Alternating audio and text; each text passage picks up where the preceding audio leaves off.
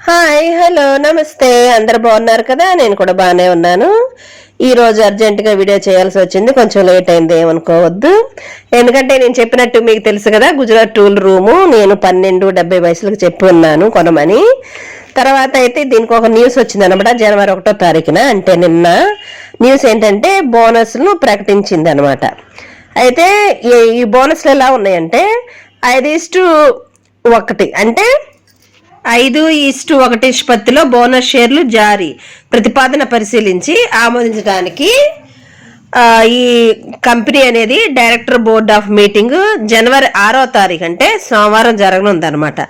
ప్రతి ఒక్క equity షేర్కి 5 equity shares, అంటే ఒక షేర్కి 5 షేర్లుగా ప్రతిపాదించడానికి, అలాగే కంపెనీ అంటే కంపెనీ వాటాదారుల ఆమోదం ప్రకారం లోబడి సెక్యూరిటీ ప్రీమియం క్యాపిటలైజేషన్ ద్వారా రికార్డ్ తేదీని అనౌన్స్ చేస్తారనమాట, ఇప్పుడు జనవరి 6వ తారీఖున. అయితే ఈ న్యూస్ వచ్చిన తర్వాత, అంటే నిన్న జనవరి 1వ తారీఖున వచ్చింది కదా, అయితే ఈ రోజు 2వ తారీఖున ఒకేసారి 5% అప్పర్ సర్క్యూట్గా వెళ్ళిపోయింది గుజరాత్ స్టూల్ రూమ్ అనేది. ఓకే, అయితే ఇది గత సంవత్సరం కూడా స్ప్లిట్ అయిందనమాట. 10 నుంచి, అంటే ఫేస్ వాల్యూ ఉంటుంది కదా, 10 నుంచి ₹1 తీసుకురావడం జరిగింది ఇది. అలాగే ఇది అంటే ఇప్పుడు ప్రస్తుత ప్రైజు ₹18 దగ్గర ట్రేడ్ అవుతుంది అనమాట.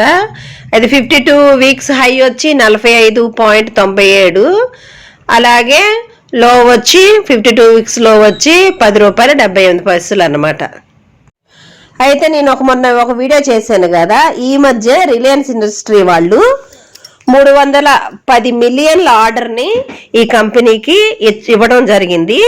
అయితే ఈ కంపెనీలో రిలయన్స్ ఇండస్ట్రీ నుంచి 290 మిలియన్లు రిసీవ్ చేసుకుంది. అయితే బిఎస్సిలో ఈ స్టాక్ ఉంది కదా, బిఎస్సి అనలిస్ట్ ప్రకారము జనవరి 2, అంటే ఈ రోజు ఈ కంపెనీ 2 వారాలలో, అంటే గత 2 వారాలుగా చూసుకుంటే 25.64% పెరిగిందనమాట. అలాగే గత నెలలో చూసుకుంటే 34.82% రాబడి అందించింది. అలాగే గత 3 నెలల్లో చూసుకుంటే 51.68% రాబడిని అందించింది అనమాట.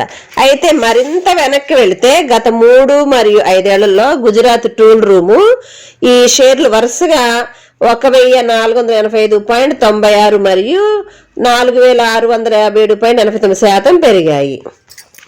అయితే ఈ స్టాక్ని మరి ఇప్పుడు కొనాలా వద్దా అంటే, నేను మాత్రం ఈరోజు స్టాక్ కొందామని ₹18.07 కొందామని ఆర్డర్ పెట్టడం జరిగింది, 1200 షేర్లు. బట్ అది సెల్లర్స్ లేకపోవడం వల్ల నాది బయింగ్ అవ్వలేదన్నమాట. అందరూ బై చేసేవాళ్ళు ఎక్కువ ఉండడం వల్ల లిక్విడ్ బాగా పెరిగిపోయింది బయింగ్లో, అందుకోసం నాకు దొరకలేదు అనమాట. రేపు ట్రై చేస్తాను.